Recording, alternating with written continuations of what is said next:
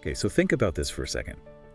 What if technology could actually bridge the gap, between our world and, well, whatever lies beyond? Like a shortcut. Exactly. A shortcut to understanding maybe the very nature of existence.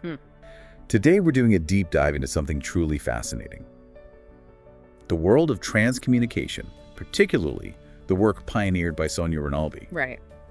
Our mission, really, is to explore these claims, communication with the deceased, even other dimensional beings, all using technology. We want to dissect the how, the why, and honestly, the pretty profound implications this could have for all of us. And it's important to say this isn't your traditional mediumship. No seances, nothing like that. Right, no Ouija boards. No. The sources we're looking at, they detail a really unique approach where technology itself is supposedly the conduit. Technology as the medium. Precisely. Yeah. Which offers a very different kind of evidence, a different perspective on consciousness. And whether it survives, the physical body, it definitely pushes boundaries. Okay, so get ready, because the sources for this deep dive, they present some truly surprising claims. They certainly do. We're talking images of loved ones appearing decades younger. Yeah. Actual voices from beyond. And even this startling idea that ancient, cosmic beings are now directly communicating with humanity. Guiding us, apparently. Through some kind of planetary transition. Yeah. It's a journey that, if what the sources claim holds water, it'll absolutely challenge your assumptions. It offers some potentially profound insights. Okay, let's unpack this. Let's do it. So first off, what is transcommunication according to Sonia Rinaldi's work? How do the sources define it? Well, fundamentally, it's communication with what she calls the other side. Which includes? The deceased. She uses the Portuguese term falecidos, but also potentially other dimensional levels or beings. Okay. And the crucial part is how. It's using technology, but specifically without human mediums involved. No personal mental concentration, no trance states. So purely tech-based, like technology talking to technology. That's the core idea presented, yes. Technology to technology. And how has this method evolved? Because you imagine complex labs, right? You might, yeah. And while, various types of equipment could theoretically be used, the sources actually explain that modern advancements have simplified things quite a bit. Simplified out. At the point where, for instance, the process can apparently be as straightforward as filming vapor. Vapor. Yeah, like from a humidifier. Filming that vapor with just a regular cell phone. Wow. That sounds almost too simple. Does it explain why vapor? Or the phone? What's the theory there? The sources don't give a detailed schematic, but the underlying idea seems to be that these elements, the vapor, the camera sensor, maybe ambient electronic noise, create a kind of susceptible medium. A receiver. Sort of, a receiver, or maybe an amplifier for subtle energies or vibrations from that other side. It's less about wires and circuits, more about creating an environment where this interaction can manifest, maybe leveraging quantum effects, though they don't spell that out fully. Interesting. Okay, and this work, it has specific goals, right? The sources mention 3 core objectives. Yes, 3 main aims. First, and perhaps most importantly for many, is bringing comfort, helping people who are really struggling with loss. That makes sense, a very human goal. Absolutely. Second, it's about gathering scientific evidence that can be investigated. Because it's recorded, documented. Exactly. Photos, audio files, things that, in theory, could be analyzed using, say, forensic science techniques or by electrical engineers.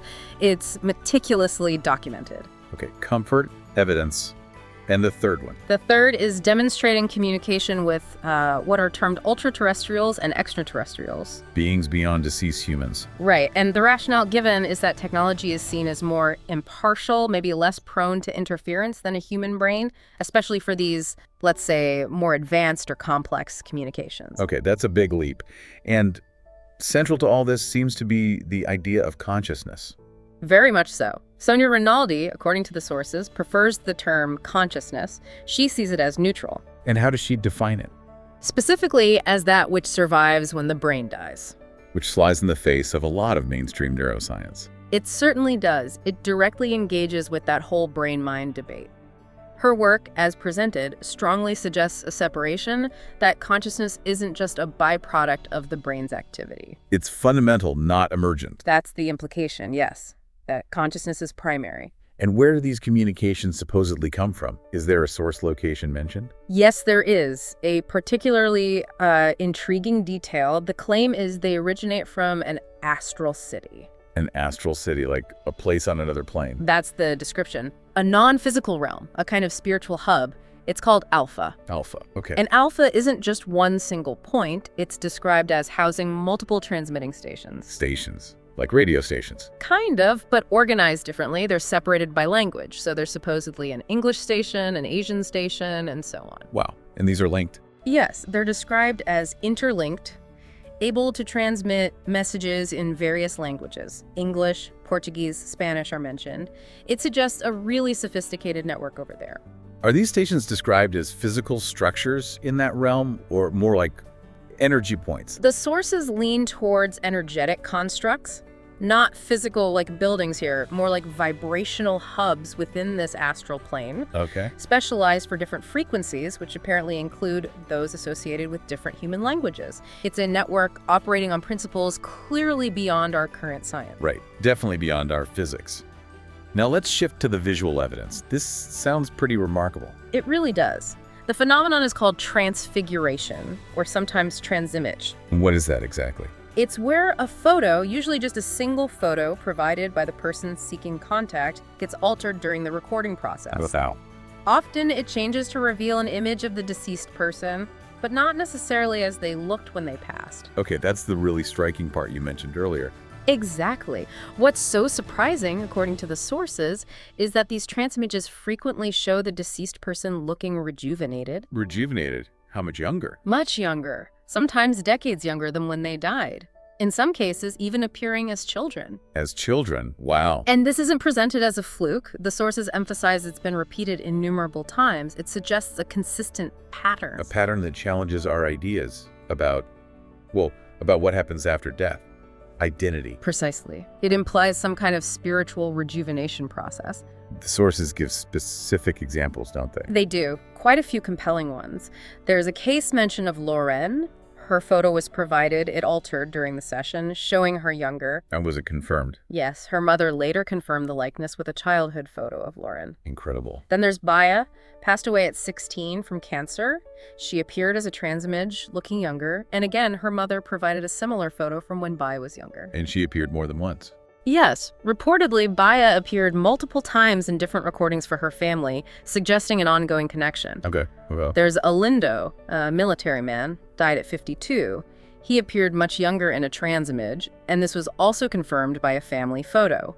This specific case is often presented as confirming a spiritual teaching about rejuvenation after death. And there were others, involving children or young adults. Yes, Christian, who died at 22 from cancer, and Meph, 19, from bone cancer.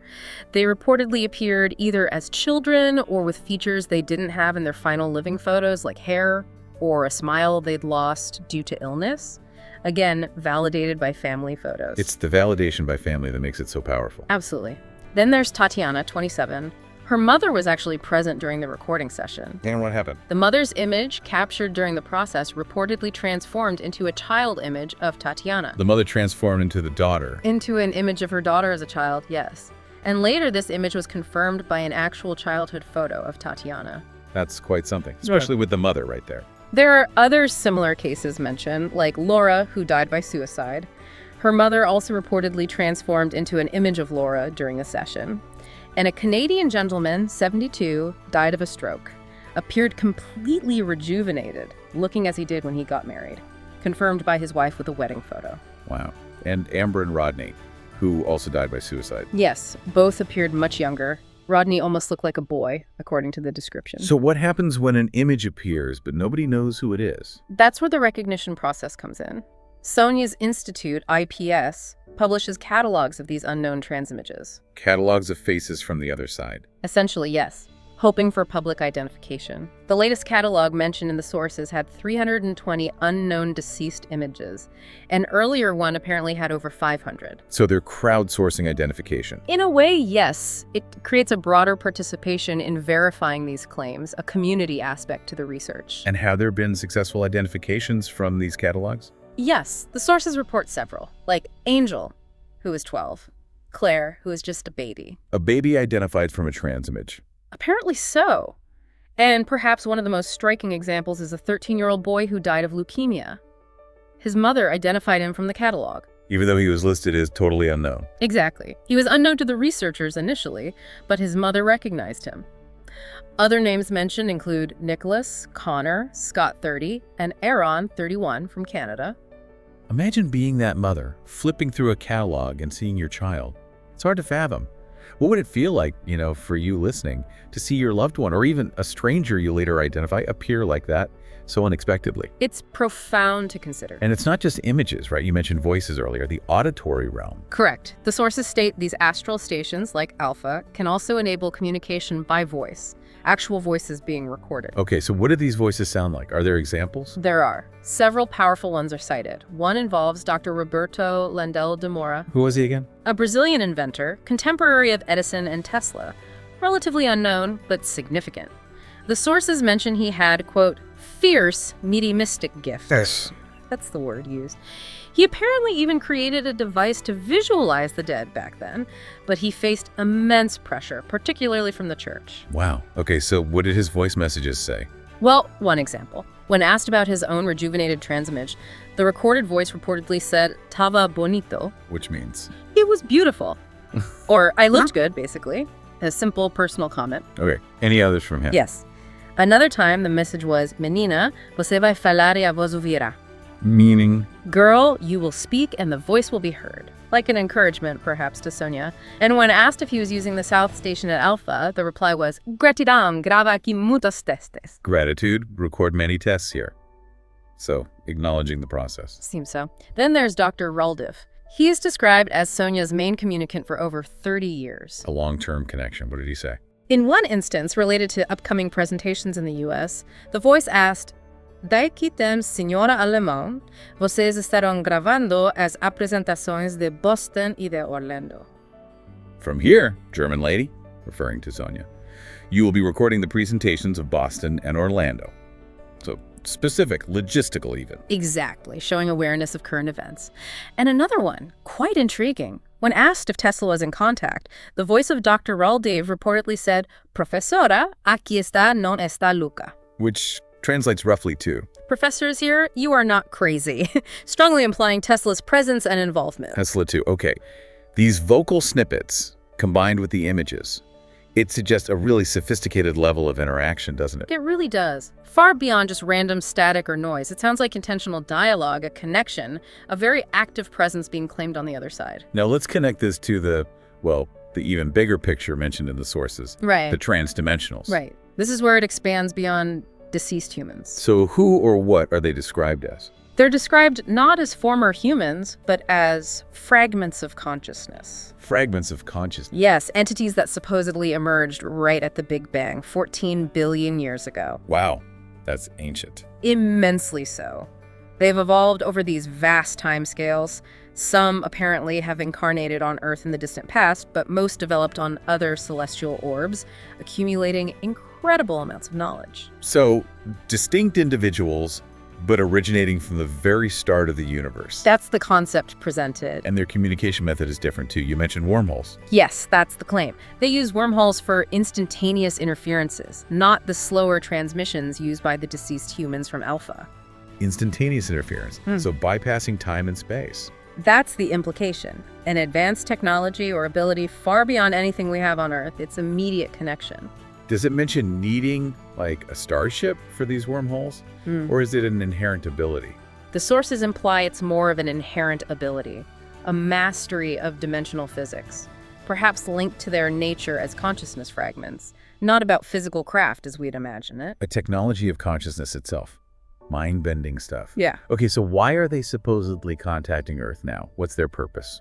According to the sources, they've approached Earth specifically because of the planetary transition. This transition again, what is that exactly? It's described as a significant global transformation, something that's not just coming, but is already underway. And the transdimensional's role? They apparently see themselves as guides, almost like parents to humanity, here to help us navigate this crucial period. Help us how? What's their core message? It boils down to the awakening of consciousness. Awakening? From what? From what they see as humanity having forgotten its spiritual origin, becoming too materialistic, too disconnected. So the awakening is about remembering remembering our true nature as spiritual beings.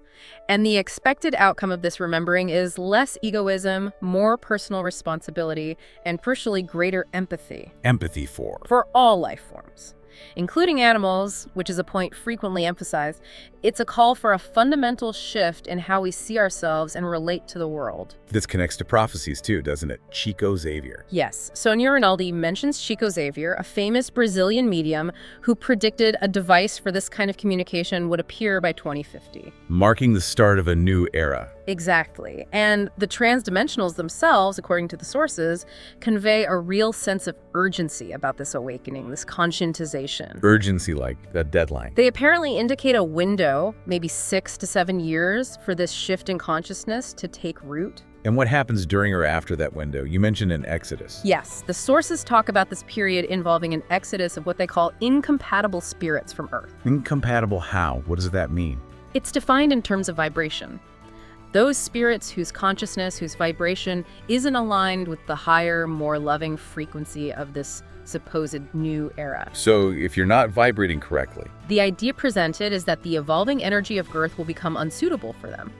It's not framed as punishment, but as a natural migration. They'll move to other spheres more suited to their level of consciousness. A vibrational sorting, almost. That's one way to put it, a consequence of vibrational mismatch. And this links back to Tesla again. Yes, his thought, as quoted in the sources, was that this type of communication will produce a magical effect on humanity. A magical effect? Yes, and that it will form a basis of universal fraternity that will last as long as humanity itself, tying it directly into this vision of a more unified, awakened humanity. So the shift is really about love, but defined technically. Yes, love is described not just as an emotion, but as a frequential compatibility, a harmony. Energetic alignment.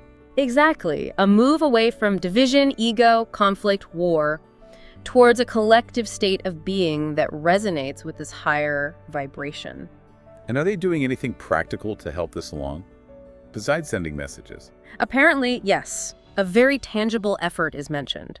They are reportedly sending an immense quantity of children's books. Children's books? Transdimensional. Over 30 titles so far, according to the sources, destined for free distribution. What are those about? They're designed specifically to teach children about life, death, consciousness, the nature of reality, and importantly, how to treat animals with respect and empathy. Planting seeds for this new consciousness in the next generation. Precisely, starting right at the foundation. Is there mention of specific transdimensional beings? Yes, one is named Zeusrin, described as being blue in appearance. Blue? That's the description. Zeusrin reportedly appeared recently in a photo with Sonia and is said to be performing fabulous technical feats to support this communication work. Zeusrin. Okay. So with all this, the images, the voices, the transdimensionals, how does the mainstream scientific community react? Well, as you might expect, it's complicated. Sonia notes in the sources that many scientists tend to avoid this area. Why? Fear. Fear for their careers, primarily. Despite the documented evidence presented, it's still largely considered taboo within academia. Which is telling in itself, really. It is, and if you think about the broader implications, if evidence for survival after death did become widely accepted, undeniably, Would shake things up. massively, it challenges fundamental beliefs in many traditional religions, some of which explicitly deny or frame survival differently. You have to wonder how existing belief systems would adapt. Big questions. And the scope of this communication, it's not just humans who've passed on, right? No, according to the sources, it extends further. Sonia has reportedly achieved communication even with pets. Pets. How? Through recorded barks and other sounds that families recognize as specific to their deceased animals. Imagine the comfort for grieving pet owners. That's incredible. And even non-born fetuses. Yes, that's also claimed, with Nikola Tesla supposedly acting as the communicant in those cases. Tesla communicating for fetuses. What kind of messages? Messages about their continued existence and evolution, even after the physical loss. Relay race for consciousness. Wow. It all seems to come back to vibration, doesn't it? Compatibility. Yes, Sonia emphasizes that as basic. We attract what is familiar, vibrationally. Positive energy, positive focus is presented as key for clear connections and positive experiences. It's about resonance. There's also a mention of work with parents who lost children to suicide. That's incredibly sensitive territory. Extremely. The sources state that Sonia worked with groups of these parents and found that each case is unique, but communication with these spirits was always possible. Always, regardless of the circumstances. Yes, seemingly out of respect for the immense love of the parents. The connection transcended the manner of death, offering profound comfort in situations of unimaginable grief. It suggests a deep compassion underlying the process. That's very hopeful. And her institute, IP8, how does it operate? It's presented very much as a mission-driven effort. It runs on donations and relies on volunteers for things like book layout, translation work English to Portuguese, other languages, and social media outreach. Your resources available. Yes, they offer free books on our website like Ponte Paro Infinito or Bridge to the Infinite, aiming to make this information widely accessible. And looking ahead, what's the next step technologically? Sonia apparently hopes for an evolution towards transholography. Holograms, like 3D projections. The sources imply something like that, yes. Yeah. A further integration of these phenomena into our perceived reality, maybe direct holographic appearances. Okay, so reflecting on all of this whole exploration, what stands out most to you listening right now? How might these ideas, these claims, shift your own perspective on life, death, consciousness? A lot to take in. It really is. We've journeyed into a world where, if these sources are accurate, technology isn't just circuits and code, but a potential bridge to other dimensions. Where loved ones might reappear, looking younger, healthier. And where ancient consciousnesses are apparently reaching out, guiding humanity toward what they call a new era. It's a deep dive into the unseen, for sure. And the core message woven through it all is this idea that consciousness survives death. That we're interconnected with a reality far broader, far more ancient than we usually perceive. But it's presented not just as philosophy, but as something potentially demonstrable. Exactly. And if that understanding is accurate, it brings with it a profound sense of responsibility, doesn't it? Responsibility for what? For our actions, our thoughts, our relationships, even how we treat animals. Everything matters if consciousness persists and evolves. It aligns perfectly with the message attributed to the transdimensionals. So maybe this new era they talk about, maybe it isn't some external event we just wait for. Perhaps not. Perhaps it's more of an internal shift within each of us. A remembering of that spiritual origin they mentioned, which they say is essential for our collective evolution. The message coming through from these varied sources on the other side seems to suggest this awakening isn't just a nice idea, but a necessary path for humanity. And perhaps, as they reportedly say, the new era is already born in you. Something to think about.